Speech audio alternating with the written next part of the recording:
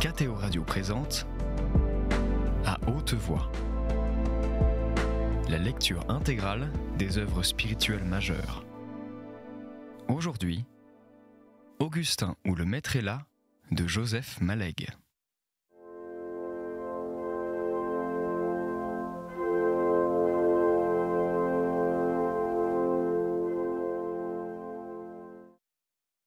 Vous avez publié quelques articles d'exégèse, dit Augustin après un instant de silence. Comme réveillé en sursaut, l'abbé le surveilla d'un méticuleux, singulier et rapide regard, composé de moments d'attention infiniment prompts, séparés par des temps inertes, paraissant rechercher dans l'interlocuteur les affleurements d'une pensée cachée et, la seconde d'après, laisser croire qu'il n'avait jamais eu ce dessein. Oui, fit-il à la fin, dans la revue du clergé, n'est-ce pas? Comment l'avez-vous su? Il n'y a là rien d'extraordinaire puisqu'ils sont signés de votre nom. Cette phrase si simple suscita le même coup d'œil complexe et instantané. Vous lisez la revue du clergé? Demanda-t-il avec une curiosité presque aimable et assez pointue. Je m'occupe un peu de critique biblique, fit Augustin, saisissant l'opportunité, sans plaisir et plutôt par devoir, car l'abbé commençait de lui déplaire. Je serais heureux de m'en entretenir à l'occasion avec vous. Puis il attendit que l'autre offrît ses services. Mais l'ecclésiastique se contenta d'un bout de son sourire d'angle, tandis qu'il abaissait l'œil sur une chaussure où jouait son pied. Elle est fort à la mode. Depuis l'aventure moderniste, tout le monde s'en mêle, médecins, romanciers, agrégés de philosophie ou de mathématiques. Relevant le regard sur Augustin, avec une acrimonie soudaine et goguenarde. « Et avec quoi la ferez-vous » ? « Comment ? Avec quoi ? Je veux dire, êtes-vous assyriologue ? Hébraïsant, orientaliste ? Vous savez l'allemand sans doute, et peut-être l'anglais, mais tout le reste n'y est pas inclus. » Augustin vit venir l'attaque avec stupeur. Il se rappelait la rebuffade du cousin Jules sur les prairies du Grand Domaine. « Ah, c'est curieux, pensa-t-il. Je croyais qu'il n'y avait personne à attaquer. En tout cas, il ne convoite aucune montagne. De quel danger se défend-il ? » En même temps, sous le sarcasme, il ajustait tant bien que mal sa réponse. « Je ne suis pas spécialiste, mais j'estime Carnac, Holzmann, Loisy écrivent pour toute intelligence normalement cultivée. Et qu'est-ce qui vous attire à la critique biblique ? Elle n'est au programme d'aucune agrégation ? Mon Dieu, fit Augustin, qui avait eu le temps d'assembler un grand calme hostile. Je pourrais vous dire qu'elle figure à mon programme de chrétien. J'aime mieux répondre qu'elle est une partie de ma culture, que l'agrégation en est une autre, qu'il en est d'autres encore dont je crois inutile de vous parler, qu'il n'existe, entre toutes ces parties, aucune incompatibilité, et surtout que je ne vois, du moins pour un laïc, d'autres limites à l'activité intellectuelle que celles qui naissent de sa propre portée. Un peu prud'homesque peut-être, pensa-t-il. Mais ça m'est égal, il y a des chances pour que ça lui paraisse nouveau. Il craignit de l'avoir piqué, mais quand il le connut mieux, il comprit qu'assez peu sensible à ce qu'on appelle délicatesse, il connaît et recevait ces sortes de blessures comme des bourrades sur les planaises. Sa physionomie demeurait inchangée. Il continuait de garder, sous son même petit sourire narquois, une défensive impénétrable.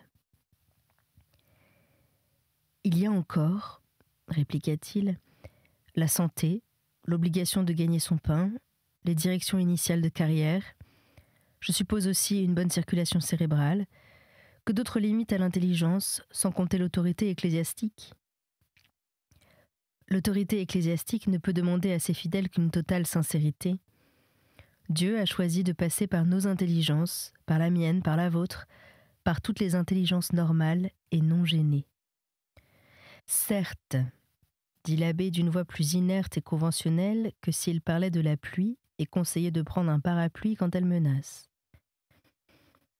S'étant approché de son bureau, sa main commença de dessiner mécaniquement des hachures au crayon. Mais déjà Augustin levait s'excusait du temps, certainement précieux, qu'il venait de lui faire perdre. Lorsque l'abbé vit son visiteur près de partir, une sorte d'amollissement pénétra ses défenses. Il déploya une amabilité dont l'inattendu et l'immédiat prirent place parmi les autres étonnements d'Augustin. Il parut remonter très loin dans ses dates, retrouver quelques ressemblances perdues avec le prestolet osseux du grand séminaire, pourvu d'une charpente encore mince et d'une ingénuité qui lui avait passé. « Vous partez déjà ? Mais je vous reverrai ? La première fois qu'on se voit, on se connaît bien peu. On ne sait trop que se dire. » Des plissements maintenaient entre guillemets sa forte bouche.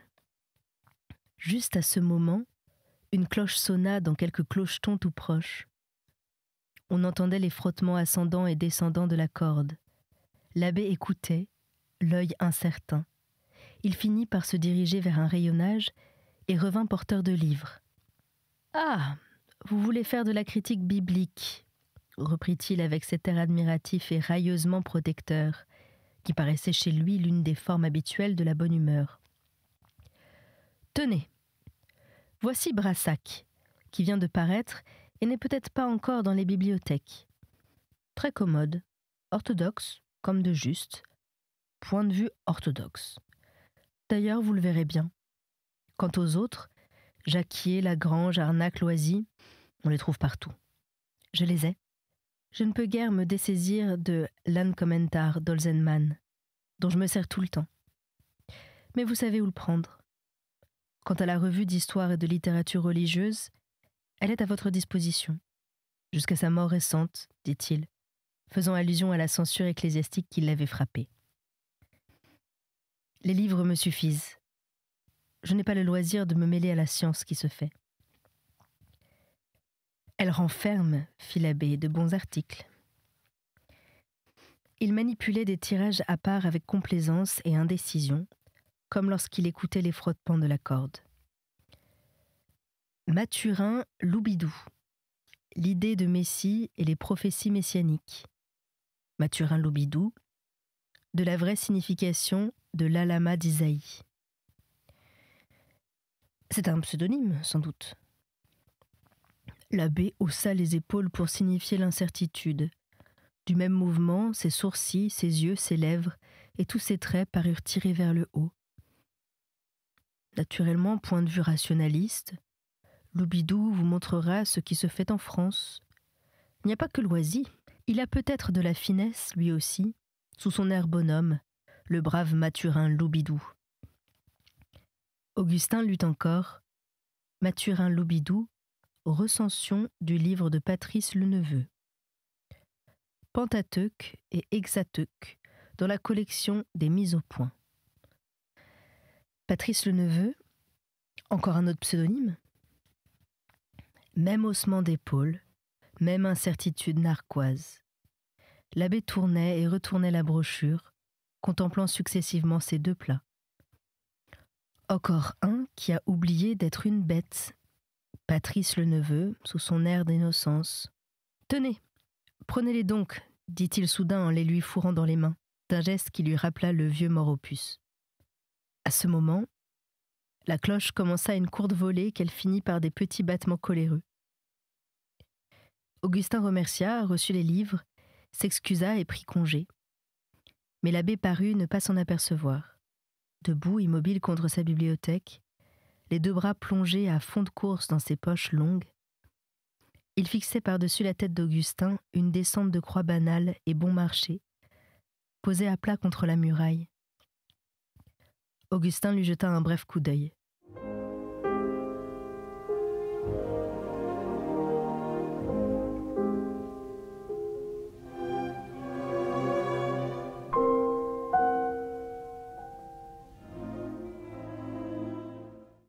Sur des yeux d'un froid bleu d'étain, provenant du cousin Jules, ses deux paupières venaient à la rencontre l'une de l'autre.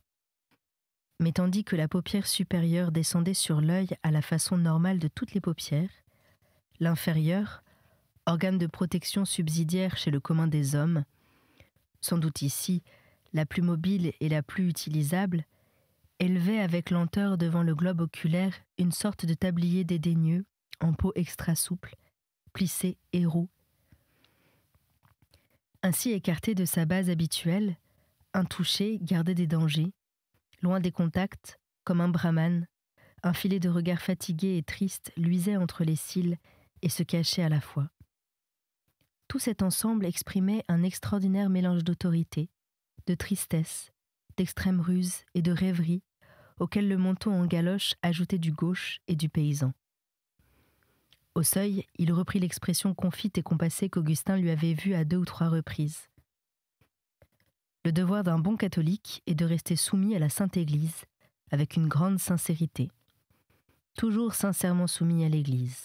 « Vous avez la permission de l'index, bien entendu » fit-il debout contre la porte. C'est sur ces mots qu'ils se dirent bonsoir. Quand Augustin se retrouva dans la rue, la pluie venait de cesser. Passants et voitures circulaient dans une noire humidité luisante. « Je n'ai rien à tirer de cet homme », pensa Augustin. La chambre brune et jaune accompagnait ses pas. Elle allait devant lui dans la nuit, peuplée d'un abbé qui élargissait sa soutane devant la cheminée et répétait « Mathurin Loubidou ». Le cousin Jules s'est bien compliqué en quittant ces montagnes. Tenté de fouiller d'un peu plus près ce caractère singulier, il se dit « À quoi bon ? Ce n'était pas Bourré qui l'intéressait. » De rares passants circulaient place Saint-Sulpice, autour de la fontaine, sur le terre-plein d'asphalte. Le désir le prit de monter à l'église. Une vaste porte fermée, en bois de chêne, bourgeoisement cossue, s'interposa entre lui et Dieu. Il s'enfuit vers l'entrée latérale, traversa un vestibule obscur et gluant qui sentait l'urine, pensa qu'il était peut-être tard, comprit que ce souci de l'heure ne marquait que le choc en retour de son désir de prière et qu'il éprouvait souvent en matière religieuse de poussées contradictoires, un goût d'agenouillement et un besoin de fuite vers la liberté. Il regretta avec détresse la vieille colombe savante, de vaste culture et de très simple foi. Une voix qu'il trouva extrêmement belle chantait, accompagnée sourdement par un harmonium de tribune. Simple répétition musicale, hors de toute liturgie, la voix ne montrait ni faiblesse ni fêlure, rien qui ne fût beauté sonore et pureté, au double sens de ce mot, absence de souillure et homogénéité des sens. Il souhaita de balayer toutes les broussailles et tous les relatifs, ne connaître ni exégèse ni méthode historique, rien qu'un sentiment de Dieu dépouillé de tout le reste et pareil à ce chant. À son cours de Sorbonne, dans l'amphithéâtre Gerson, le philosophe R étudiait l'expérience religieuse, matière d'autant plus actuelle que la traduction du livre de James par Abauzit venait de paraître. L'amphithéâtre Gerson, encore neuf à cette date, était bondé, comme pour tous les sujets religieux, par l'auditoire d'étudiants et de mondains qui s'assemblent au grand cours de Sorbonne. Arrivé longtemps à l'avance, Augustin s'installa près de la chaire, sur l'un des 3 bancs réservés pour lesquels il fallait des cartes. Le mouvement des entrants qui cherchaient des sièges vides, d'incessants essais pour forcer les hautes fenêtres, les éclats de 100 voix inconnues, constituaient autour de lui une immense onde bruissante et anonyme, parfait isolateur. Augustin tira son masque-cahier de notes, posa sur la table son encrier de poche, se fortifia dans la pensée qu'il ne ferait pas les frais d'un stylo et écouta le bruit battre ses rives. R entra par la porte du fond, à peu près totalement perdu dans la boiserie. L'appariteur lui poussa la chaise, approcha de lui la carafe, abaissa le classique abat-jour de porcelaine verte et lança sur l'assistance, avant que de partir, un menaçant regard de militaire ou de douanier. Augustin avait entamé ce cours au début de l'année parce qu'il en espérait aide. Il ne le continuait plus à cause de quelques services qu'il pouvait rendre à ses études de licence et parce que R l'aimait beaucoup. R s'installa édifia sa pile de livres, rangea des notes dont il ne se servait jamais. Sa nervosité inquiète se prépara à parler et une multitude de rapides grimaces parcouraient son pâle et subtil visage. La leçon rapprochait l'expérience religieuse de l'expérience scientifique dans la pensée de Pascal. Ingénieuse, riche d'érudition et d'histoire, elle offrait de précises analyses des significations pascaliennes en fonction de tous les contextes. Elle transportait l'idée de rigueur expérimentale, du monde physique au moral, et comparait la nécessité des précautions dans les deux sortes d'expériences. Elle y rattachait ingénieusement les théories de l'ambiguïté des preuves et des doubles interprétations où le cœur départage. Mais peu après, l'on tombait dans l'histoire, avec référence obligatoire aux prophéties. Augustin voyait grandir dans l'ombre la critique biblique depuis le début de la leçon. Il recueillait ses développements dans un sentiment de lassitude, d'où n'étaient pas complètement bannies les élations de sa vieille espérance. Selon son habitude, il se ménageait de grandes marges et notait au crayon des remarques nées au vol, dont beaucoup n'eussent pas été retrouvables. Au moment où R lisait la citation célèbre « On se fait une idole de la vérité même, la rapprochant de cet autre, Jésus-Christ dans une obscurité telle que les historiens l'ont à peine aperçue. » Et tous les textes sur les Juifs charnels, il écrivit, transition aisée, facile homologie entre ce voile fait de leurs sentiments charnels et cette idolâtrie de la vérité, critique fidéiste de la connaissance, visant à y faire la part du cœur, rien ne me lasse davantage. À la portée de quiconque peut disséquer des concepts, disparaît devant le plus petit résultat positif de critique historique. Du moins, disparaît pour moi.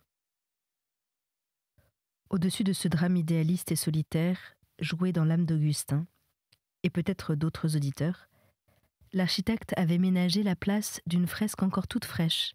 Debout, près d'une classique mère Violette, un monsieur barbu, intelligent et laid, commentait des statues grecques archaïques, dressées sur le rivage dans leur blancheur calcaire, contre un riche azur doré.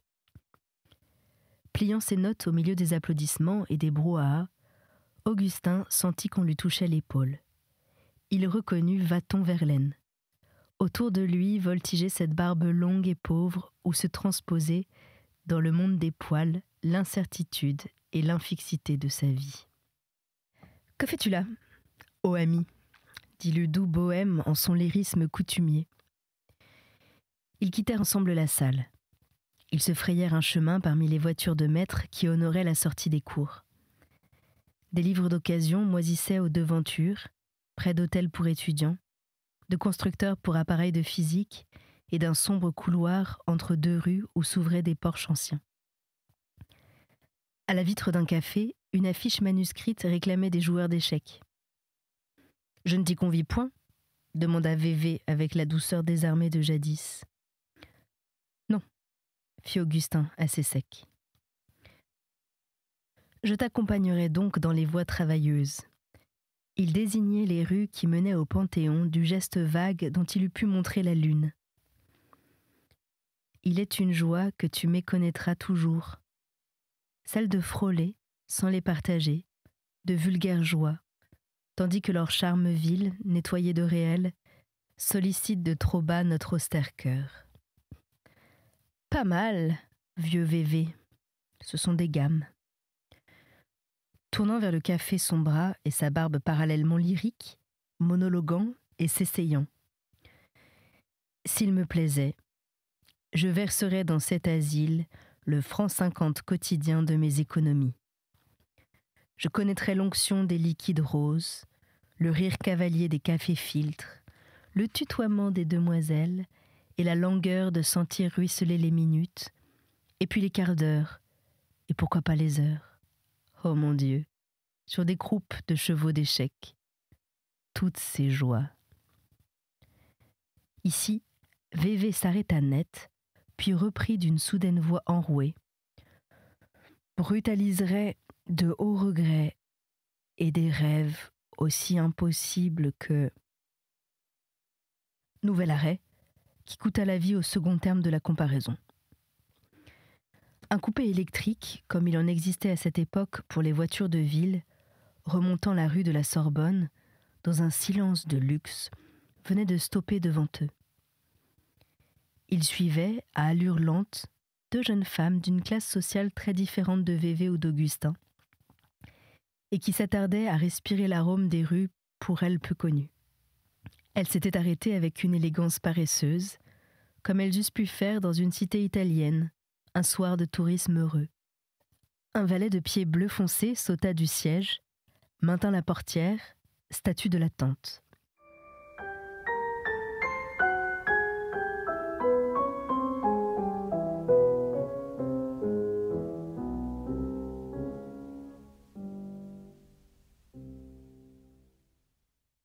Elles hésitaient à monter. Vévé fixait une torsade de cheveux blonds qui plongeait dans l'écharpe de fourrure jetée sur une épaule. Augustin, d'un mouvement prudent et lent, se dissimula derrière lui. La voiture absorba les promeneuses, les fourrures, la grâce des torsades et celle de l'indécision. L'une des jeunes femmes avait tourné vers Augustin un profil qui, arrêtant une seconde sa marche et son cœur, s'était enfoncé en lui comme une pierre sous de lourdes eaux. « Qui est-ce ? Tu les connais ?» demanda Vévé de sa même voix sourde, cessant pour un temps ses effets lyriques. L'idée qu'Augustin n'avait peut-être pas désiré d'être vu en sa compagnie l'effleura sans entrée. « Madame Desgrès des Sablons, et sans doute une de ses parentes, dit Augustin du ton le plus froid. C'est la deuxième fois que je vois ce coupé avec les mêmes occupantes passer rue de la Sorbonne. Ces dames ont le droit d'avoir des goûts littéraires. » Puis d'une voix plus calme, « Où en est ta vie ?» Vévé expliqua qu'il avait hérité d'une petite rente à la mort d'une vieille tante, dans les 1000 francs, quelque chose comme ça. Il poursuivait sa licence, il serait reçu, peut-être. Puis il préparerait son agrégation. Il ne serait pas reçu. Jamais. La dureté des jours lui faisait mal. Il écrivait. Il aurait toujours le temps de demander un collège de province, quand le rêve ne lui tiendrait plus lieu d'univers. Son regard s'en allait du côté où le coupé avait disparu. Elles sont loin, déjà. Augustin railla. Plus loin que tout à l'heure ? Un omnibus passa où ils lurent « Place Courcelles ». Je monterais volontiers là. Et puis, rien. J'humerais sur cette impériale les joies du monde où elles vont. J'y serais magnifique, ou très humble, peu importe. Ces mêmes cœurs sous deux habits, comme l'autre fois. Augustin l'épia curieusement. Quelle autre fois ? Celle où je les ai vus, c'était une heure plus tardive et un autre omnibus. Elles m'ont parlé en vers tout le long du doux chemin. Toute la nuit était blonde et pleine d'un chaud luxe ironique. Il recommençait de parler littérature. Augustin comprit que l'émotion se perdait dans les sables.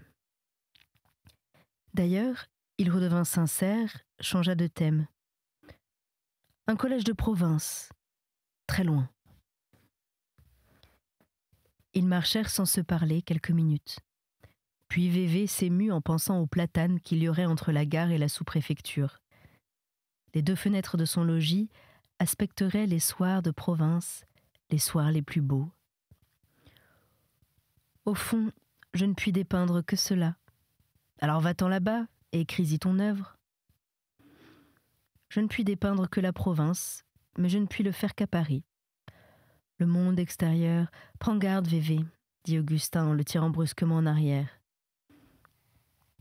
Symbole du monde extérieur, un camion au grand trot frôla de justesse sa pèlerine longue, la souilla debout. Un gauche coup de rein qui redressa son corps jeta sur le trottoir son chapeau fidèle et flétri. Vévé souffla avec ingénuité, avant de ressouder les morceaux coupés de son lyrisme. La gaieté de 6 heures du soir ronflait et gazouillait à la fois dans sa banalité ardente. Tous respiraient l'enivrement de jeunesse que chacun croyait qu'avait son voisin, ou au niveau duquel il s'efforçait de s'exalter. Ils montèrent par la rue Cujas. Un singulier et très rapide changement passa sur l'âme d'Augustin. Il tenta avec effort et lassitude de découvrir ses racines. Non, ce n'étaient pas les promeneuses aux fourrures. Elles n'avaient fait que transformer des amertumes antérieures, par le contraste avec ce que la vie renferme de beauté, si l'on veut sortir de la métaphysique religieuse et s'abandonner au cours radieux et naturel des minutes. C'était appétit de la liberté, lassitude des éternels contrôles, goût de la fantaisie, si humble fut-elle et si folle, comme de courir après des rêves sur une impériale d'omnibus Courcelles-Panthéon. C'est de ce côté qu'il devait chercher. Il savourait la possibilité de grandes brises sur son visage. Vathon expliqua ses projets. Il fallait écrire. Vers, prose, peu importait. Le lyrisme domine cette dualité. Des choses simples, si simples, nettoyées, dévêtues d'art, raclées de peinture. Dévêtez vos sujets et pesez-les tout nus. C'est la seule chance pour que la masse de l'univers s'inscrive sur la feuille des pesées. Mais il est à la portée de tout le monde de souhaiter les résultats. Le véritable apport de Vathon, c'était la préparation d'âme d'où sortirait cette réussite. Il expliquait un projet de vie ascétique et général, comportant l'union avec le cœur inétendu et religieux des choses et le mépris de leur épaisseur. En somme, VV, tu veux être un saint pour que le génie te soit donné par surcroît. Peut-être. La rue Soufflot tranchait net le demi-silence des chaussées obscures, parallèle au boulevard Saint-Michel.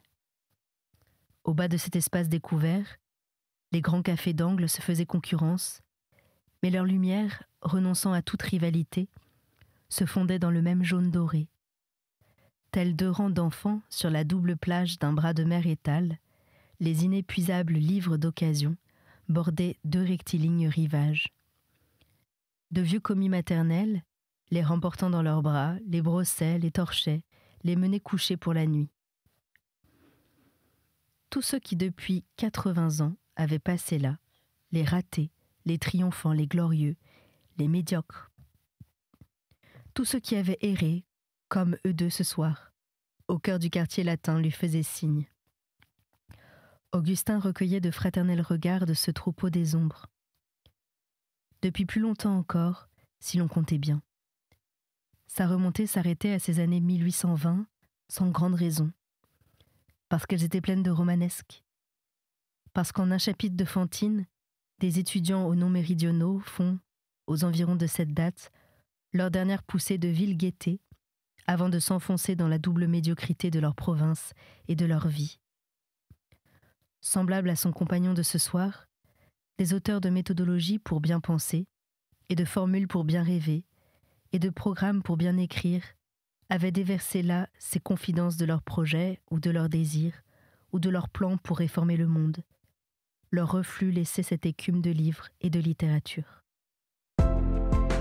C'était À Haute Voix, une émission de KTO Radio. Aujourd'hui, Augustin ou le maître est là de Joseph Malègue. Lecture, Anne-Céline Pellarini. Captation et réalisation, Aymeric Plouminec et Thibaut Dagalier. Une émission disponible en podcast sur ktoradio.com et sur l'application KTO Radio.